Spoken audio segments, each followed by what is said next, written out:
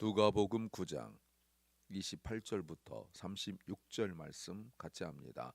이 말씀을 하신 후 8일쯤 되어 예수께서 베드로와 요한과 야고보를 데리시고 기도하시러 산에 올라가사 기도하실 때 용모가 변화되고 그 옷이 휘어져 광채가 나니라.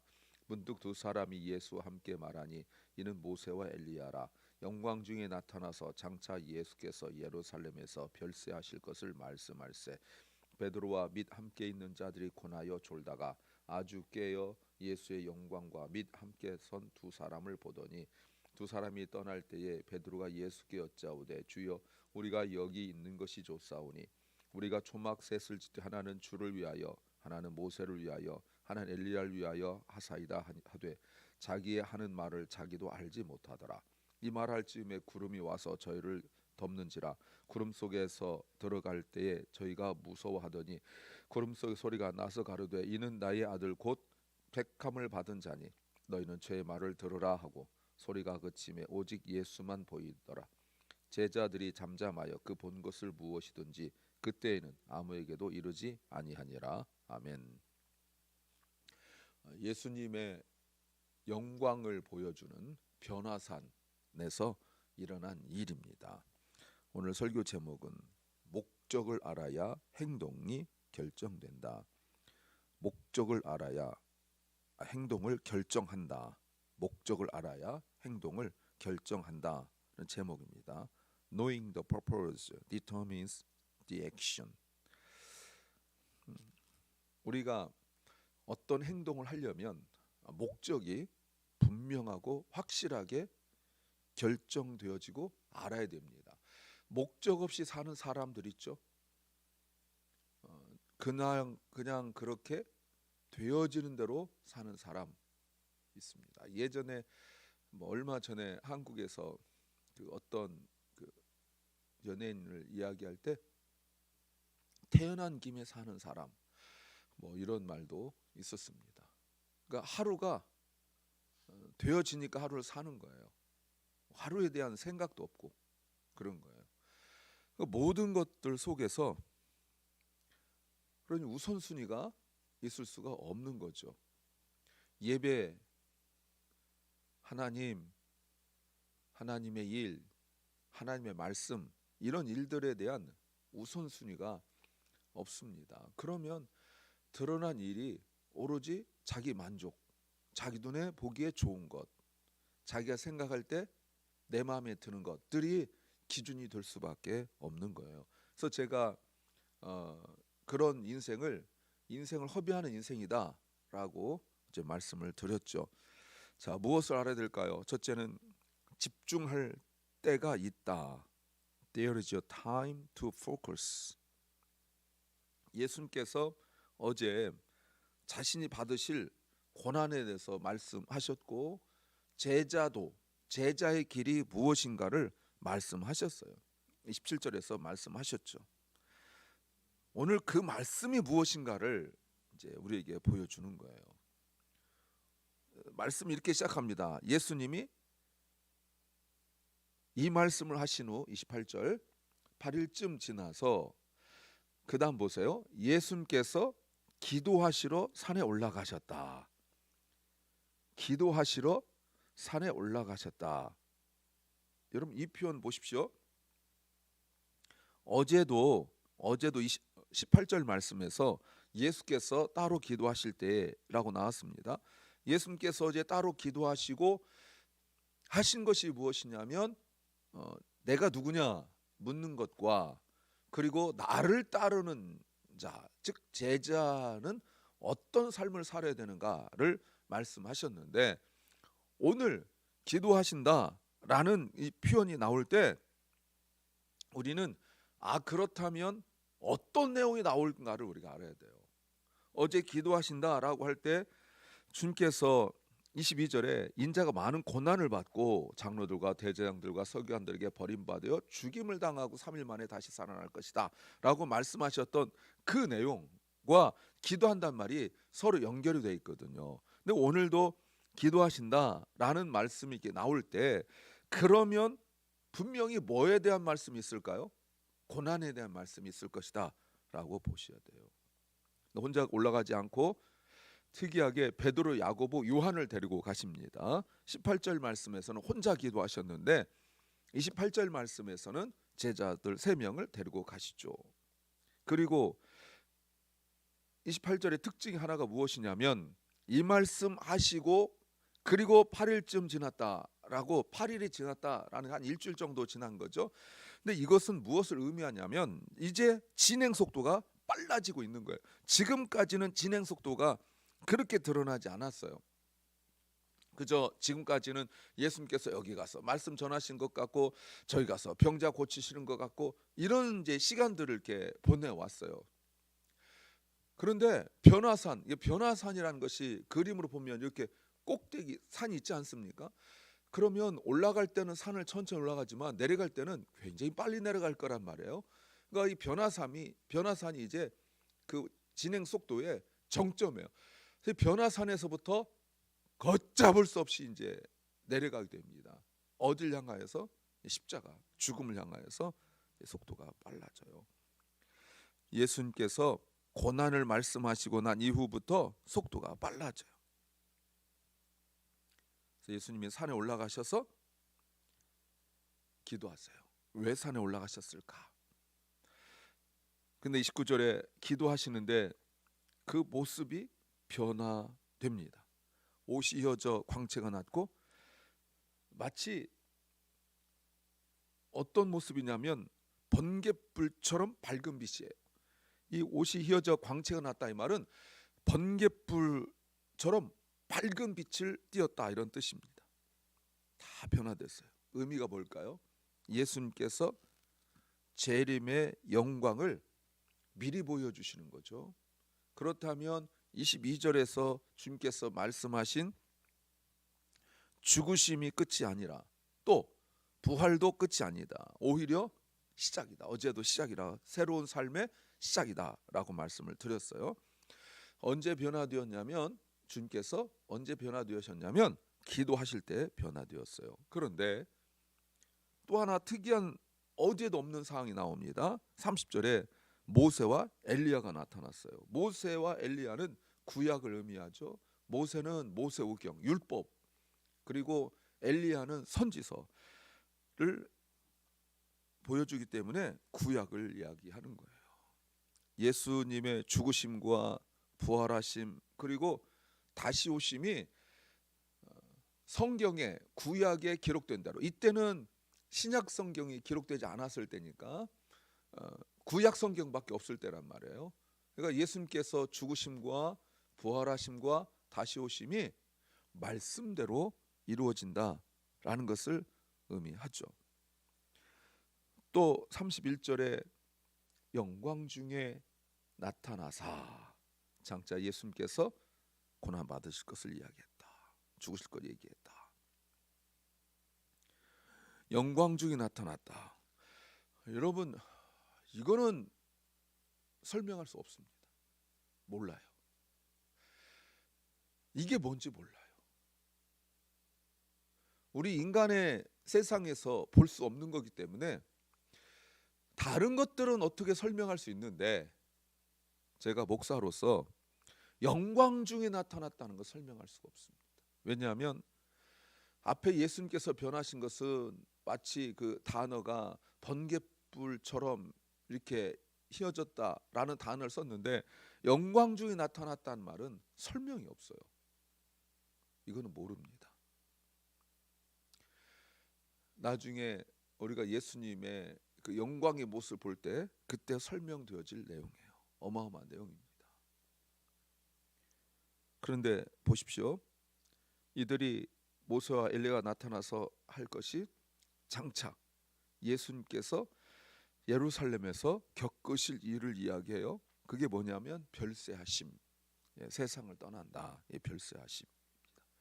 참고로 다시 말씀드리는데 우리가 언제부턴가 소천이란 단어를 쓰는데 소천이란 말은 잘못된 용어입니다. 별세가 맞습니다. 성경에도 별세, 나중에 예수님 돌아가셨을 때 별세하셨다 이렇게 별세가 나와요. 소천이란 말은 의미를 부여한 거죠. 근데 소천이란 말 자체가 한문으로도 성립이 안 돼요.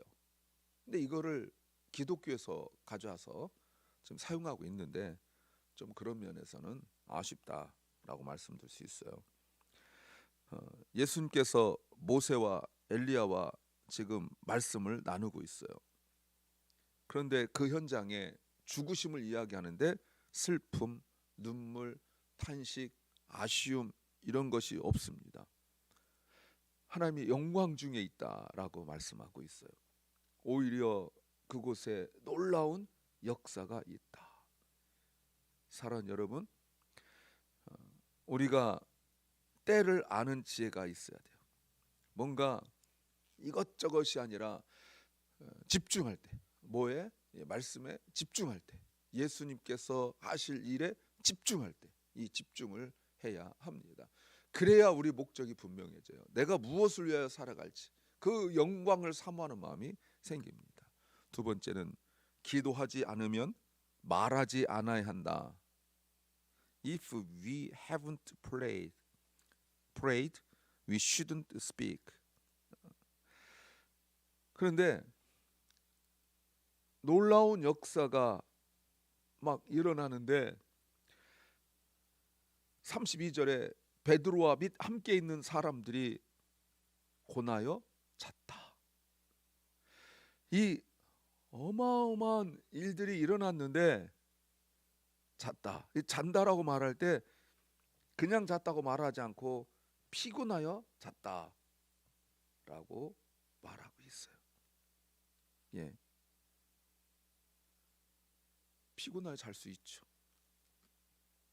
사람인지라, 우리가 사람인지라.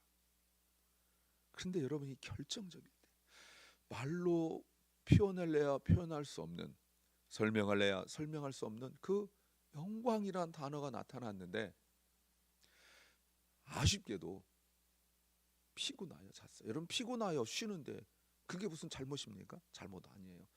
그럴 수 있어요. 그런데 그렇게 되어졌을 때 내가 피곤은 풀리는데 영은 풀리지 않아요. 피곤은 풀리는데 영이 풀리질 않아요. 피곤해서 자고, 시간 조절 못해서 자고, 할 일 많아서 자고 이랬는데 영광은 누리지 못해요. 나중에 여러분 무슨 말 하겠어요? 나 그때 피곤해 잤어요. 너무 아쉽죠. 분명히 같은 자리에 있었는데, 같이 있었는데 말이죠. 그런데 깨어나서 예수님의 영광과 및 함께 선 두 사람을 보았어요. 그리고 33절 두 사람이 떠났어요. 베드로가 예수님께 말하기를 우리가 여기 있는 것이 좋습니다. 우리가 여기 있는 것이 좋습니다. 조막셋을 지어서 하나는 주님을 위하여, 하나는 모세를 위하여, 하나는 엘리야를 위하여 짓겠습니다 하는데 그 다음 말이 있죠. 자기 하는 말을 알지 못했다. 이게 무슨 말이에요? 딴소리했다. 자기 생각을 이야기하는 거예요. 말씀을 제대로 듣지 못하니까, 그 영광의 임재 가운데 들어가지 못하니까 자기 생각을 이야기해. 정말 좋은 생각이잖아요. 나를 위한 게 아니잖아요. 주님을 위한 거잖아요. 그런데 하나님 뜻과 관계없는 말을 해요. 정말 굿 아이디어, 정말 좋은 생각을 했어요. 정말 주님을 위한 헌신의 생각을 했어요. 그런데 하나님의 뜻과 관계없는 말이에요. 자기들이 하는 말을 알지 못했다라고 말합니다. 엉뚱한 소리죠. 그들이 이렇게 말한 근거가 32절에 나름 본 것이 있기 때문에 그래요. 자기들이 보았다 말하고 있죠. 보았다. 근데 더 결정적인 것이 졸았다. 예. 그러니까 그냥 영적으로 본 것이 아니라 육신의 눈으로만 본 거예요. 늘 말씀드리지만 예수님은 기도하실 때 제자들은 졸았어요. 나중에 겟세마네에서도 그렇게 나오죠. 이 표현을 좀 보셔야 돼요. 예수님은 아까 제가 말씀드렸죠. 예수님은 기도하신다는 표현이 나오면 고난과 연결지어야 된다 이렇게 말씀을 드렸는데, 그럼 제자들은 기도하지 않고 잤으니 고난과 연결 지을 수가 없죠. 예수님이 기도하면서 고난을 준비하시는데 제자들은 고난을 준비할 수 없죠. 그래서 도망가고 부인하고 이런 거 아니겠습니까? 이 말씀을 유튜브로 나중에 듣는 분들에게 한번 권면하고 싶어요. 이제는 라이브로도 해주고 그리고 녹화된 것을 보여드리고 또 따로 녹음하여서 소리도 들려주고 이러는데, 여러분 이 말씀을 듣고 난 이후에 기도하십니까? 교회당에 나오면 그래도 잠깐이라도 말씀 후에 기도하는데, 예배당에 나오면 이 말씀을 듣는 사람들은 듣고 끝나버리고 말아요. 간단하게 뭐 할 수 있겠지만 아니면 마치 무슨 이렇게 TV 프로그램, 쇼 프로그램 보듯이 그냥 끝나버려요. 기도하지 못하죠. 기도하지 않으면 아무것도 할 수가 없어요. 세상 일은 기도하지 않아도 할 수 있는데 주님과 관계된 일은 기도하지 않으면 아무것도 할 수가 없어요. 아무리 좋은 제안이어도 안 돼요.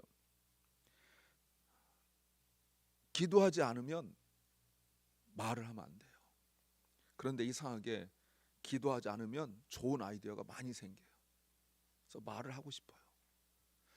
기도하지 아니하니까 영적으로 분별력이 없어서 말하지 아니해야 되는데 이상하게 기도하지 않으면 말을 해요. 겸손한 척 이야기하고 또는 좋은 아이디어처럼 얘기하지만 사실은 그것은 말하지 않아야 될 말들입니다. 세 번째는 생각하고 묵상해야 한다는 겁니다. We need to think and meditate. 그때 34절 그 말할 때 베드로가 말을 할 때 소리가 구름이 와서 저희를 덮고 구름 속으로 들어가는데, 임재 속에 들어가는데 무서워요. 보세요 여러분. 기도하지 않으니까 그 영광을 보고도 그 영광의 모습을 영광을 이야기하지 않고 자기가 생각난 걸 이야기하더니 구름이 왔다는 것은 임재가 있는 거거든요. 여러분 이 표현이 이제 나중에 없습니다. 구름이 임하는 것은, 임재를 나타내는 것은 구약적 표현이거든요. 근데 신약에서 구름이 이게 덮는 거는 안 나와요. 이제는 마지막이에요. 신약에선 처음이고 마지막이에요. 근데 이때 임재 가운데 들어갔는데 두려워해요. 그 영광의 모습 몰라요. 왜? 기도하지 않으니까. 그런데 35절 구름 속에서 소리가 납니다. 소리가 난다. 이거는 소리가 왔다라는 뜻이에요. 소리가 왔다. 어떤 말씀이냐면 이는 나의 아들 곧 택함을 받은 자니 너희는 저의 말을 들으라. 저의 말을 들으라. 그 가운데 이는 나의 택한 자니 저희 말을 들으라. 가운데 뭐가 있을까요? 입 다물고. 지금은 말할 때가 아니에요. 말씀을 들을 때예요. 주님의 영광을 보고 하나님 임재 가운데 있는데 떠들면 안 되죠. 근데 그거를 그 임재가 임하고 구름으로 임재가 임하는데 말을 할 수 있다는 게 놀랍지 않습니까? 그러니까 인간의 그 정욕과 의지가 이렇게 강한 거예요. 하나님의 임재 가운데 있으면 은혜를 사모하고 받은 사람들은 말을 할 수가 없거든요. 그 임재의 영광 속에서 감격스럽고 감동스럽거든요. 그런데도 말을 해요. 이게 인간의 의지예요, 여러분. 은혜 하나 못 받죠. 내가 말한 건 생각나는데, 내가 한 건 생각나요. 그런데 들어야 될 걸 몰라요. 말씀 묵상이 없고 말만 하려고 해요. 기도하지 않고 자고 이러니까 핑계 대지요. 이유를 대야 되죠. 그리고 기도하지 않았으니까 내 생각을 말하고 아이디어를 말하고 그렇죠. 하나님이 이는 내 사랑하는 자니 선택한 자니 입 다물고 들어라.